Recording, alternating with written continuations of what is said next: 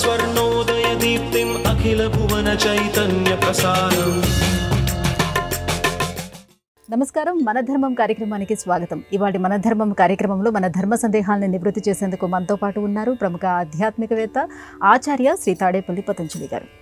గురుగారు నమస్కారం. నమస్కారం అమ్మా. గురుగారు, ఈరోజు కుసుమ హరనాథుని జయంతి. ధర్మ పునరుద్ధరణకు నడుము కట్టిన కుసుమ హరనాథుని గురించి వివరిస్తారా? కుసుమ హరనాథుడు దేవుడు తనకంటే కూడా తన భక్తుల పేర్లు తెలిస్తే చాలా సంతోషిస్తాడు. అది దైవత్వంలో ఉన్న గొప్ప విశేషం. అందువల్ల దైవభక్తి, ఇతను కూడా ఒక సామాన్య మానవుడిలాగానే పశ్చిమ బెంగాల్లో జన్మించారు కుసుమ హరనాథ్ బాబా. ఈ కుసుమ హరనాథుడు ఎంత మహిమోపేతుడంటే ఈనాటికి కూడా ఆయన భక్తులు వేలాదిగా ఉన్నారు.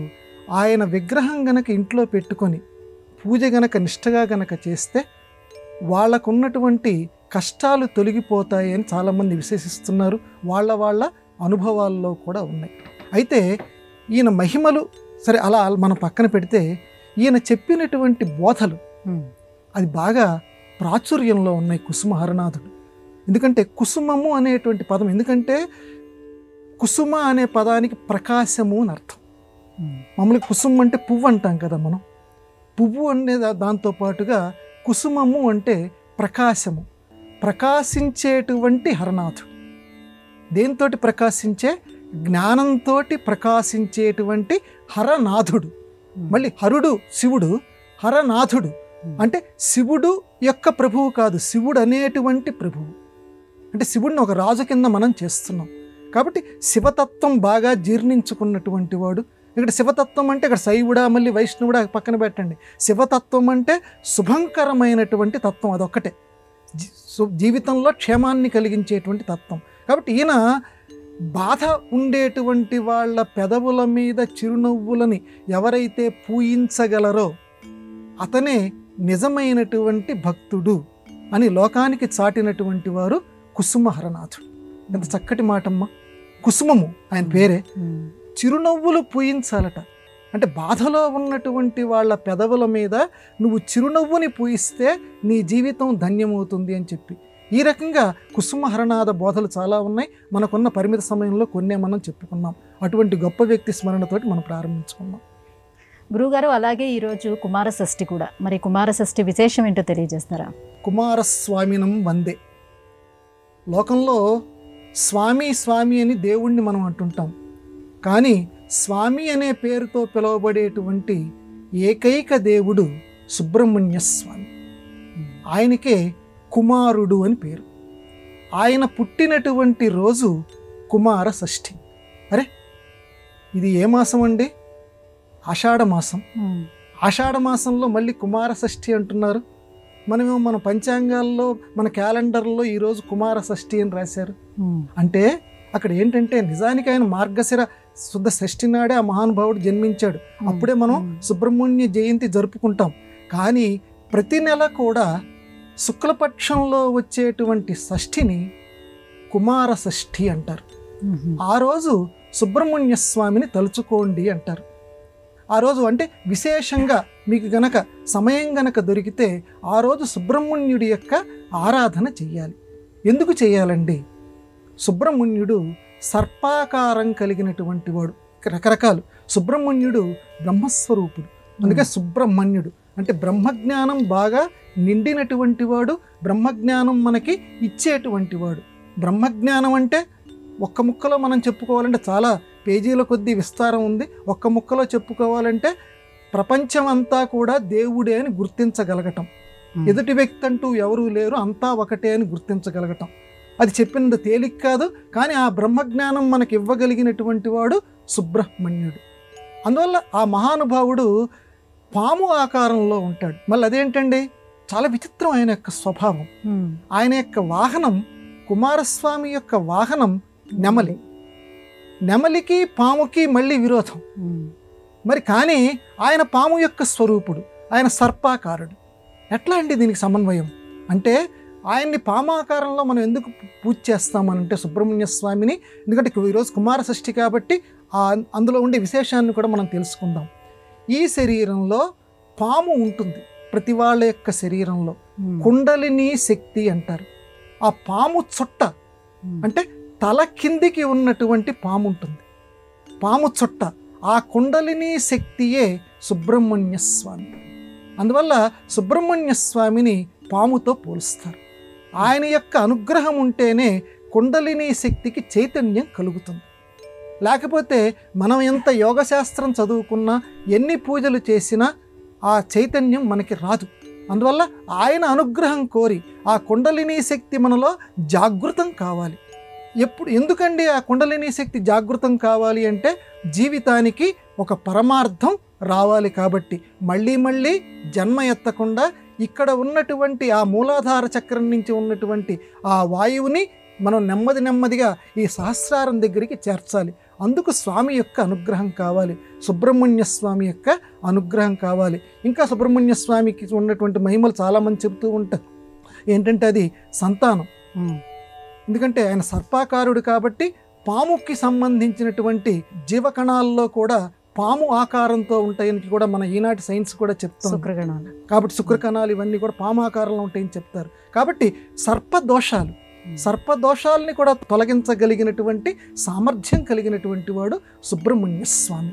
అందువల్ల ఆయన యొక్క ఆరాధన ఆ మార్గశిర మాసంలో బాగా చేసుకోవాలి. విడిగా కూడా ప్రతి నెలలో వచ్చేటువంటి ఈ షష్ఠి నాడు కుమార షష్ఠి అనేటువంటి పేరు మీదుగా ఆ మహానుభావుడిని స్మరించుకొని ఆయన అనుగ్రహాన్ని అందరూ పొందెదరు గాక.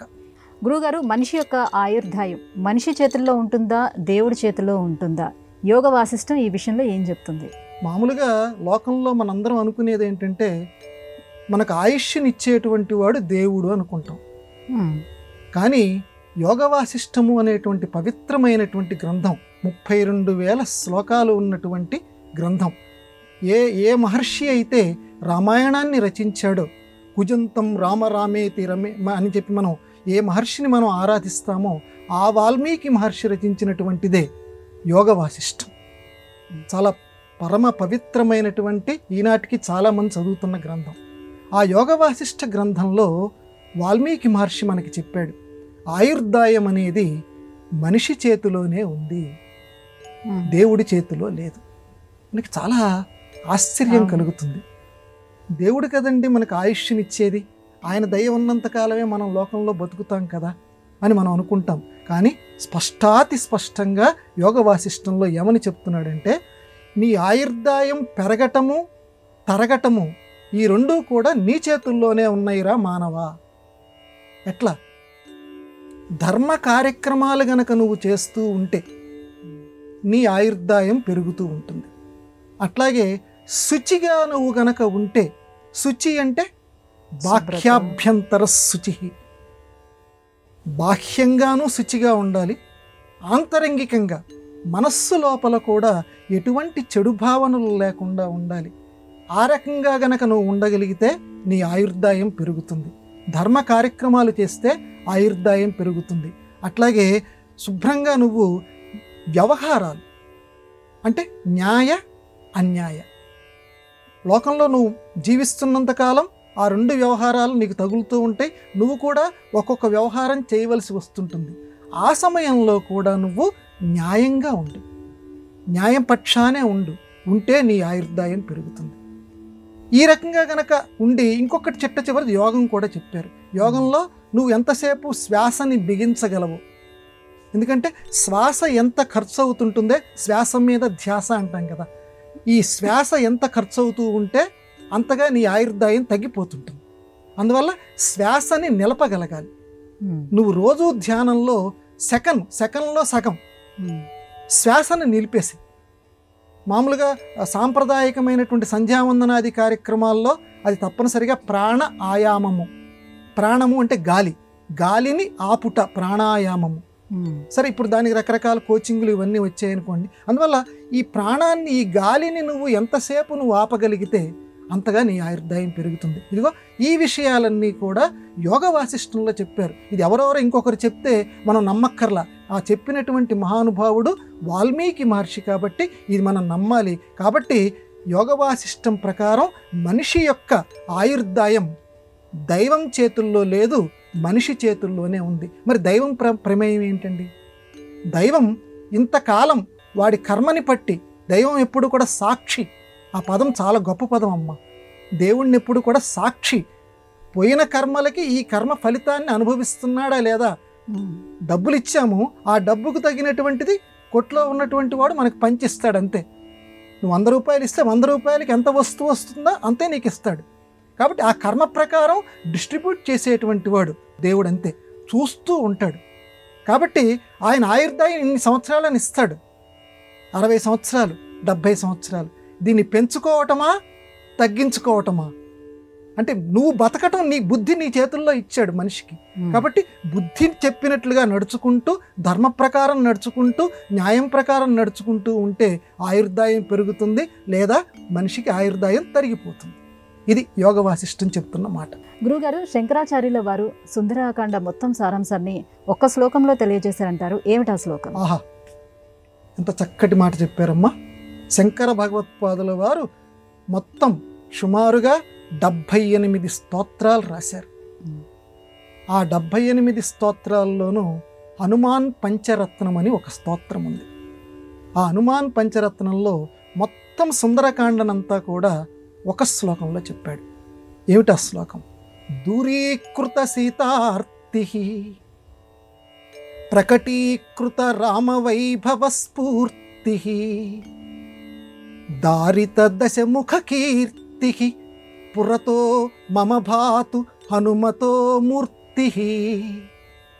ఆంజనేయ స్వామి వారిని తలుచుకుంటూ దూరీకృత సీతార్తి, సీతమ్మ వారి యొక్క ఆర్తిని, ఆ దుఃఖం ఏదైతే ఉందో, ఆ బాధ ఏదైతే ఉందో, ఆ బాధ మొత్తాన్ని పోగొట్టినటువంటి వాడా ఆంజనేయ, నీకు నమస్కారం చేస్తున్నానయ్యా. మరి సుందరకాండ అంతా అదే కదమ్మా. ఆయన గనక లేకపోతే సీతమ్మ వారి దుఃఖం ఎలా తొలగిపోతుంది? సీతమ్మ వారు ఉన్నదన్న విషయం హనుమంతుల వారి వల్లే, ఆ సుందరకాండ వల్లే తెలిసింది మనకి. అందువల్ల దూరీకృత సీతార్తి. అలాగే ప్రకటిత రామవైభవ స్ఫూర్తి, చూసి రమ్మంటే కాల్చి వచ్చినటువంటి ఆంజనేయ స్వామి అక్కడ ప్రకటీకృత రామవైభవ స్ఫూర్తి. వెళ్ళినటువంటి వాడు సీతమ్మని చూడటం అయిపోయింది, కానీ రాముల వారి యొక్క వైభోగాన్ని ఆ లంకానగరంలో ఆ రావణాసురుడికి, ఆ పురజనులందరికీ తెలియచేశాడు. ఒరే రామ బంటునే నేను, మొత్తం నీ లంకనే కాల్చిపడేశాను, మొత్తం ఆ అశోకవనం మొత్తం తగలబెట్టగలిగాను, నాకెంత శక్తి సామర్థ్యాలు ఉన్నాయిరా, అసలు మా ప్రభు అయినటువంటి రాముడికి ఇంకెంత ఉంటుందో ఊహించుకో. నేను జై రామ రామ రామ అని చెప్పి, వామ్మో వీడికే ఎంత ఉంటే అసలైన ప్రభువుకి ఎంత ఉంటుందో అనే భయాన్ని రావణాసురుడికి కలిగించాడు, మిగతా అందరికీ కూడా కలిగించాడు. కాబట్టి రామవైభవాన్ని ప్రకటీకృత రామవైభవ స్ఫూర్తి. అలాగే మొత్తం దారం, మొత్తం ఆ రావణ కీర్తి ఏదైతే ఉందో దానిని మొత్తం చీల్చివేసేసాడు. దారిత దశముఖ కీర్తి. ఎందుకనంటే వాడికి అప్పటిదాకా రావణాసురుడికి త్రిలోకాలని జయించాను, నన్ను జయించేవాడు ఎవడు లేడు, మా అబ్బాయి అక్షకుమారుని జయించేవాడు ఎవడు లేడు అని బాగా గర్వం ఉండేది వాడికి. నా లంకకి వచ్చేటువంటి దమ్మెవడికి లేదని ఉండేది. అటువంటి ఆ దశముఖుడి యొక్క ఆ కీర్తిని దారిత చీల్చిపడేశాడు సుందరకాండలో. దారిత దశముఖ కీర్తి. ఇదిగో ఇన్ని విశిష్ట కార్యక్రమాలు చేసినటువంటి ఆ హనుమత, ఆ ఆంజనేయ స్వామి పురత నా ముందు భాతు నిలబడుగాక, ప్రకాశించుగాక అని శంకర భగవత్పాదుల వారు మొత్తం సుందరకాండ సారాంశం. మొత్తం సుందరకాండ చదువుకోలేనటువంటి వాళ్ళు ఈ ఒక్క శ్లోకం, హనుమాన్ పంచరత్నంలో ఉన్నటువంటి ఈ శ్లోకాన్ని చదివితే మొత్తం సుందరకాండ చదివినటువంటి ఫలితం వస్తుందని చెప్పి, సుందరకాండ సారాంశం మొత్తం ఈ శ్లోకంలో ఉన్నదని చెప్పి పెద్దలు సెలవిచ్చారు. అంతటి గొప్ప మహిమాన్వితమైన శ్లోకాన్ని, ఆ తాత్పర్యాన్ని ఈరోజు మీ ప్రశ్న ద్వారా తెలుసుకున్నాం. చాలా చక్కగా వివరించారు గురుగారు. ఇక మరో సందేహం, చనిపోయిన వారి దిన కార్యక్రమాలలో వాళ్ళు ఇచ్చేటువంటి వస్తువులు కానీ బట్టలు కానీ మనం వాడచ్చా? దీనికి ఏమైనా ప్రత్యేకమైనటువంటి నియమాలు ఉంటాయా? ఇప్పటి వరకు ఎందుకంటే భార్యా బిభ్యతి తస్మిన్ దేహి భజగోవిందం భజగోవిందం, అప్పటిదాకా తన భర్తే. ఆ ప్రాణవాయువు ఎప్పుడైతే సెలవు తీసుకుందో మొదటి రోజు అయ్యో అయ్యో అనుకుంటాం. 2-3 రోజులు కనుక ఆ పెట్టెలో కనుక పెట్టకుండా ఉంటే, ఈ ఐస్ పెట్టెలో వీటిలో పెట్టకుండా ఉంటే వీడిని ఎప్పుడు తీసుకెళ్తారని భార్య కూడా ఎదురు చూస్తుంటుందట. ఇందాక చెప్పిన శంకర భగవత్పాదుల వారే చెప్పారు. లేకపోతే భర్త కూడా ఎదురు చూస్తుంటాడు, అదే భార్య ఇన్నాళ్ళు తనతో పాటు ఉన్నటువంటిది. అంటే ఇక్కడ భార్యాభర్త అని ఎందుకు చెప్తున్నారంటే మిగతా వాళ్ళకు కూడా వర్తిస్తుంది. ఇది ప్రధానంగా వాళ్ళిద్దరి అనుబంధం గొప్పది కాబట్టి ఈ అనుబంధాలన్నీ గాలి బుడగలు లాంటివి. మరి అటువంటి భర్త లేదా భార్య, బిడ్డ ఎవరైనా సరే పోయిన తర్వాత సంప్రదాయం ప్రకారం ఈ 10 దినాల్లో దానాలు చేస్తారు. దానాలు చేసేటువంటి సమయంలో కొన్ని వస్తువులు ఇస్తారు. ఆ దానాలు తీసుకోవటం అనేది మంచిదా కాదా? ఆ దానాలు తీసుకుంటం వల్ల ఏం ఫలితం లభిస్తుంది అంటే, మామూలుగా అయితే దానం గనక ఇస్తే ఈ చనిపోయినటువంటి వారి ఆత్మ శాంతిస్తుంది. ఇది మన యొక్క సంప్రదాయం చెప్తున్నటువంటి విషయం. గోదానం అంటారు, ఇంకొక మొత్తం హిరణ్య దానం అంటారు, ఇలా రకరకాల దానాలు ఉన్నాయి. ఇవన్నీ దానాలు చేస్తే ఆ చనిపోయినటువంటి వాళ్ళు ఆ వైతరణి నది ఇలాంటివి ఉన్నాయో ఇలాంటివి దాటేసేసి చక్కగా స్వర్గలోకానికి వెళతారు, సుఖంగా ఉంటారు అని చెప్పి ఈ లోకంలో వాళ్ళ యొక్క కొడుకులు కానివ్వండి మిగతా వాళ్ళు పాపం ఈ కొన్ని దానాలు చేస్తారు. ఇక్కడ వరకు బాగానే ఉంది. మరి దానం తీసుకుంటే ఇది ఎట్లా? దీనికి సమన్వయం ఏం చెప్పారు పెద్దవాళ్ళు అంటే జాగ్రత్తగా చెప్పారు. దానం తీసుకున్నటువంటి వాళ్ళు చాలా జాగ్రత్తగా ఉండాలి. మామూలు దానం వేరు, ఇటువంటి దానం వేరు. ఈ దానం తీసుకున్న వాళ్ళు ఏం జాగ్రత్త వహించాలంటే, రోజు గనక నువ్వు ఒక 116 సార్లు గాయత్రీ మంత్రం చేసుకుంటున్నావు, ఆ రోజు ఏ ఆవునో దానం తీసుకున్నావు ఈ చనిపోయినటువంటి వాళ్ళ పేరు మీదుగా, లేకపోతే హిరణ్యం దానం తీసుకున్నావు వాళ్ళ పేరు మీదుగా, అంటే అది నీ దగ్గరికి చేరింది, వాళ్ళ ఆత్మ నీ దగ్గర ఉంటుంది, గుర్తుపెట్టుకో. కాబట్టి అది ఎంతైనా సరే, ఎందుకంటే చనిపోయినటువంటిది అది. ఆ దానం అంటే ఆ దాన రూపంలో ఆ చనిపోయిన వాడు ఇంట్లో ఉంటున్నాడు, లేకపోతే నీ ముంగిట గోవు రూపంలో ఉంటున్నాడు. అందువల్ల నువ్వు ఏం చేయాలంటే, రోజుకి 100 సార్లు గాయత్రి లేకపోతే 116 సార్లు గాయత్రి చేసేవాడివి 1,00,000 గాయత్రి చేయాలి. 1,00,000 గాయత్రి నువ్వు కనుక, అంటే నా వల్ల కాదండి నేను 1,00,000 గాయత్రి నేను చేయలేను, కనీసం ఒక 1016. ఇంక అదే పనిగా నువ్వు మన గాయత్రి మంత్రం జపం గనక చేయగలిగితే, ఆ దానం తీసుకున్నందువల్ల ఏదైతే ఒక అశుచి లాంటిది ఏదైతే వచ్చిందో ఆ అశుచి మన దగ్గర నుంచి సెలవు తీసుకుంటుంది. అంటే అశుచి ఏర్పడదు, చాలా పరిశుద్ధంగా ఏర్పడిపోతుంది. కాబట్టి దానం తీసుకున్నటువంటి వాళ్ళు ఆ దానివల్ల వచ్చినటువంటి ఆ ఫలితాన్ని పోగొట్టుకోవడం కోసం నీకు చేతనైనంత, 1,00,000 సార్లు నేను చేయలేనంటే నీకు చేతనైనంతగా గాయత్రి జపం అదొక్కటే తరుణోపాయం. కంచిస్వామి వారు చెప్పినటువంటి మాట. కాబట్టి అదొక్కటే తరుణోపాయం. దానం తీసుకోక తప్పదు, ఎందుకంటే దానం తీసుకునేవాళ్ళు లేకపోతే వాడి ఆత్మ శాంతించదు. మన చాలా సంక్లిష్టం. కాబట్టి దానం తీసుకోవాలి. దానం తీసుకున్న తర్వాత దానివల్ల వచ్చేటువంటి ఫలితాన్ని పోగొట్టుకోవటం కోసం తప్పనిసరిగా గాయత్రీ మంత్ర జపం చేయమన్నారు. మామూలుగా చిన్నవి ఏదన్నా పర్వాలేదమ్మా, కానీ వాళ్ళు వాడినటువంటి బట్టలు కొంతమందికి ఇస్తుంటారు. సరే, ఈ దానాల సంగతి అలా వదిలిపెడదాం. మామూలుగా ఇది మా నాన్న వాడినటువంటి బట్టరా, ఇలాంటివి కొంతమంది పాపం చాలా వాళ్ళ వస్తువులు వాళ్ళు వాడినటువంటివి ఇట్లాంటివి. ఈ బట్టల విషయంలో చిన్న వాటి విషయంలో ఏం పర్వాలేదమ్మా, అది ప్రేమకి అనుబంధానికి గుర్తు.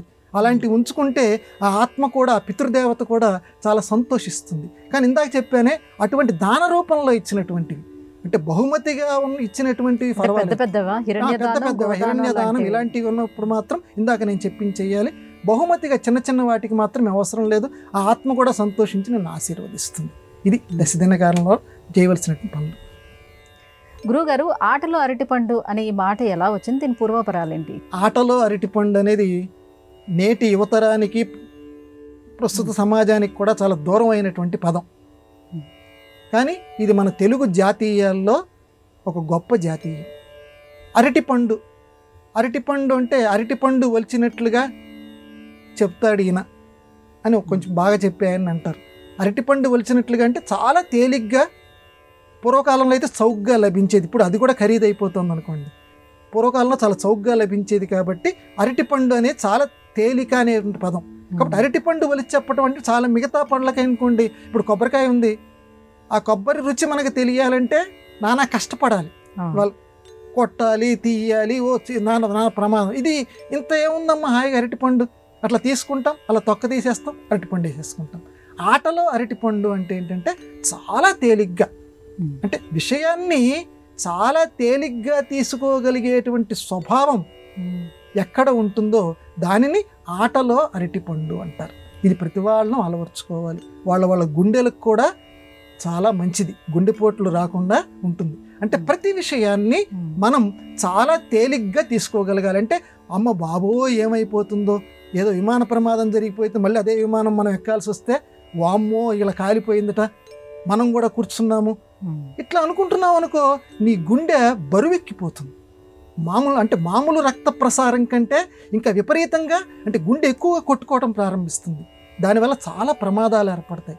చాలా తేలిగ్గా ఏముంది, రేపు వెళ్ళే వాళ్ళం ఇవాళ వెళ్ళిపోతాం, దానికి ఏముంది, ఎప్పటికైనా మనం సెలవు తీసుకోవాల్సినటువంటి వాళ్ళమే కదా అని ప్రతి విషయాన్ని కూడా మనం చాలా తేలిగ్గా తీసుకోగలగాలి.